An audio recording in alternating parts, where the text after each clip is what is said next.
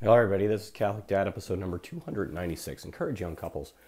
I'm Catholic Dad. I have 9 children, and I'll tell you, having 9 children is as difficult as having one children. Having or one child. One child is as difficult as having 9 children. It's one of the weird paradoxes of the universe that the human mind is such. It will always occupy empty spaces of time with certain activities. And so if you have one child, you dote on this child constantly. And you're always engaging and parenting and mothering and fathering that one child. And then if you have 2 children, well, now you have to disperse your time a little bit better. You have 3 children, you have to disperse your time just a little bit better. And so therefore, whether you have one child or 9 child, you're constantly working for the child.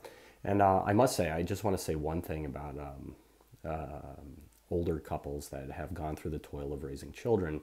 I have seen way too many times where the older parents and the older couples are negative towards the younger people. Like, oh, I couldn't wait until the kids were out of the house.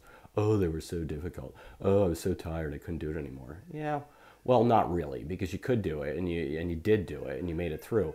But when you're negative to young people, just think about this. You could actually be responsible for making a young couple decide not to have children and not giving immortal souls to God. That's something to think about, you know. And I see it. I'm a physician, and I've done obstetrics before, and you hear it on the elevators with the older ladies that saw labor, just constantly talking about like how hard labor is to younger women, and like, why do you do that? You know, they're going to get through it. You're like the matriarch of the family. You're supposed to actually encourage them and be hopeful, because they're going to give you the greatest gift you've ever had in your entire life, and that's a grandchild. And so be hopeful to the young people, the young men and the young women in this world. Now, let me tell you, the human mind is really weird. The human mind, if you have nothing to do, you're going to find something to do, and you're going to push and push and push, and you're going to occupy your mind with all sorts of details and new activities. It's just the way it works. And so if you have one child, or no children, let's just say, you're going to have your resources. You're going to have way too much resource. You really will, because it's easy to have no children, financially speaking, and you're going to waste your money. You're going to go out to restaurants all the time. You're going to go traveling. You're going to travel the world, jet set, and all the other stuff, be on vacations and ski and so on and so forth. And you're going to occupy your time that way. And at the end of the day, you're going to have nothing at the end of the day.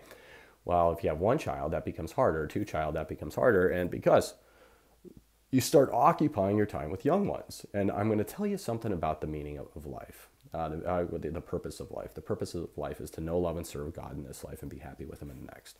Right out of the Baltimore Catechism. If you're jet setting and serving yourself and not giving to charity, and essentially just serving your basic desires, and only your basic desires your entire life, you're not going to have that meaning in life. At the end of the day, you're going to be, why on earth did I live my life? Honestly, I didn't make the world a better place. Whereas if you have a whole bunch of kids, all your energies are going to be diverted to the children, at least for a certain period of time. And it doesn't matter if you have 1, 2, 3, or 4 children, or 5, or 10, or 15. They are going to absorb your time, which is a good thing, actually, because the mind will always go find other things to do if it's not sitting there caring for children.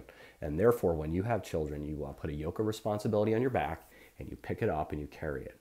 And that is serving the Lord. It really is. Now, do all people have to have children? No, they don't. You could find meaning in your life other ways, but you better make sure that you do, really, because you can become a consecrated nun, you can become a priest, and if you're not inclined to marriage and you live a single life, boy, you better be darn charitable, and you better work for the betterment of society. That's just the way it works.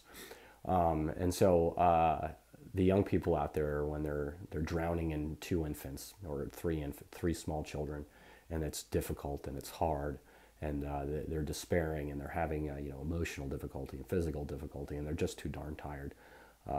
They need to be told it's going to be okay, because it will be okay no matter what, honestly. And the older people out there, they need to tell them, that's the hardest time you're going to see in your life. It really is.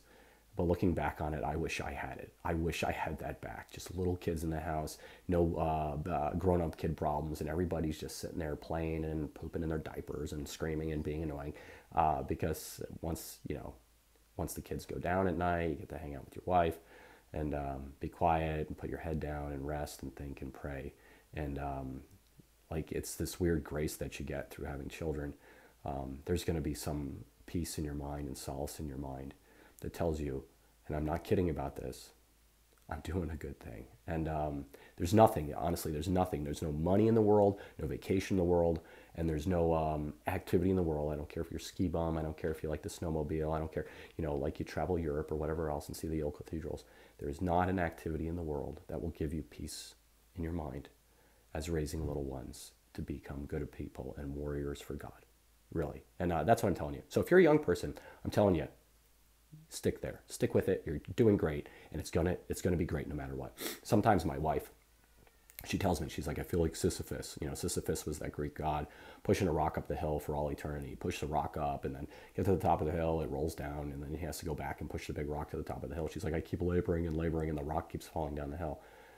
That's the Vale of Tears. That's the promise of the garden. And I tell my wife, I say, listen, baby, we're going to get through this together, and then we'll be dead. And is that despairing? No, it's not. It's like we're literally laboring in this world because that's what the toil of the earth is. That's what the Vale of Tears is.